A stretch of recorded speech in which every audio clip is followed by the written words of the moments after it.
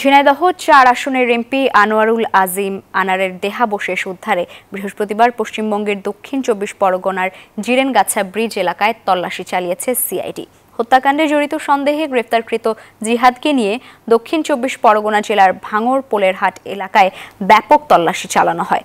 তবে মরদেহের কোনো অংশ এখনও উদ্ধার করা যায়নি। সন্দেহভাজন জিহাদ হাওলাদার একজন বাংলাদেশি অনুপ্রবেশকারী বলে জানিয়েছে পুলিশ। খুলনা জেলার দিঘলিয়া থানায় তার বাড়ি।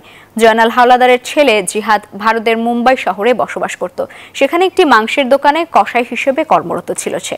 এই হত্যাকাণ্ডের মূল পরিকল্পনাকারী বাংলাদেশি বংশোদ্ভূত মার্কিন নাগরিক আখতারুজ্জামানের কলকাতায় যাওয়ার ২ মাস আগেই জিহাদকে ডেকে আনা হয় বলে তথ্য পাওয়া গেছে। আখতারুজ্জামানের নির্দেশেই মোট ৪ জন মিলে এমপি আনারকে ফ্ল্যাটে শ্বাসরোধ করে হত্যার বিষয়টি স্বীকার করেছে জিহাদ। মৃতের পরিচয় শনাক্ত হওয়া ব্যর্থ করতে তার শরীরের হাড় মাংস আলাদা করে ফেলে সে।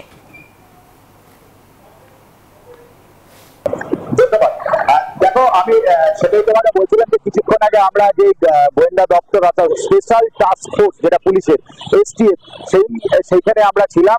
আর কিছুক্ষণ বাদে তাকে বের করা হবে, অর্থাৎ যিনি অভিযুক্ত জিহাদ হাওলাদার, এবং তাকে নিয়ে যাওয়া হবে বারাসাত আদালতে।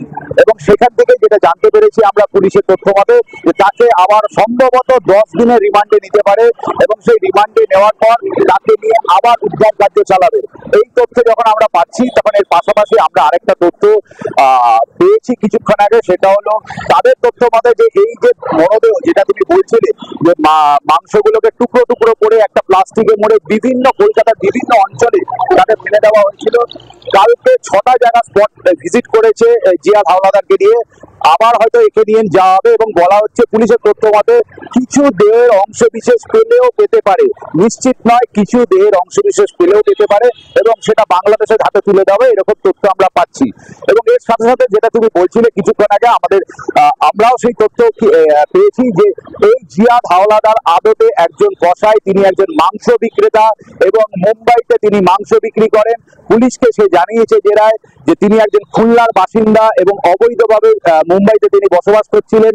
এবং এই আখতারুজ্জামান শাহিনের সঙ্গে তার দীর্ঘদিনের হৃদ্রতা আছে, এবং এই মাস্টার প্ল্যান যখন বাংলাদেশে বসে বানানো হয়, সেই আখতারুজ্জামান শাহিন জিহাদকে বলে, এবং 2 মাস আগেই সে কলকাতায় চলে আসে এবং রেডি হন।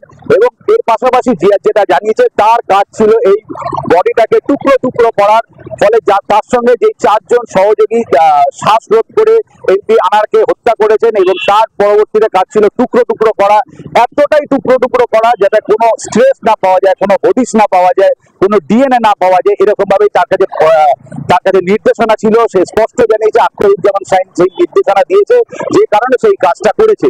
এবং সেই অংশগুলো কোথায় কোথায় ফেলেছিল, এই আখতারুজ্জামান শাহিনের কথার মাধ্যম দিয়ে যখন আমরা জিহাদের তথ্য পাচ্ছি, জিহাদের তথ্য থেকে আমরা আরেকটি তথ্য পেয়েছিলাম, সেটা হলো তার সঙ্গে সিয়াম বলে আরেকজন অভিযুক্ত আছে।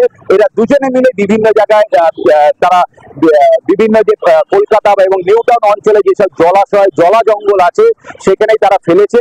ফলে সেইখান থেকে প্লাস্টিক থেকে কিছুটা উদ্ধার হলে হতে পারে আমাদের কাছে এরকম তথ্য। যেমনটা জানো যে গত রাতে ভারতের 4 জন গোয়েন্দা দপ্তরের লোক গেছিলেন, এবং তারা বিভিন্ন বিষয়ে আলোচনা করেছেন, এবং সেই আলোচনার পর কিন্তু এই মানে তল্লাশি তদন্ত কিন্তু আরো জোরদার হয়েছে। কাল গত রাত 11টা থেকে সে তল্লাশি চলেছে।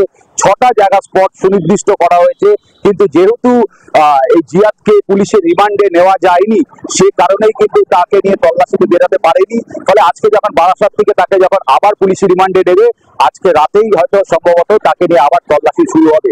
এরকম যখন তথ্য পাচ্ছি, এর সঙ্গে যে নামটি আর একটু বললাম, সিয়াম, মোহাম্মদ সিয়াম, তিনি কিন্তু এখন নেপালে আছেন।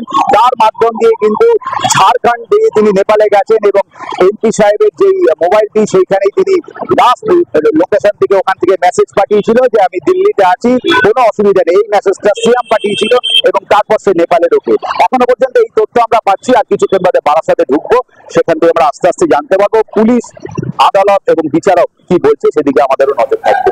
সর্বশেষ তথ্য শাকিলকে নিয়ে আমার এটাই থাকছে। ভাস্কর, ধন্যবাদ আপনাকে।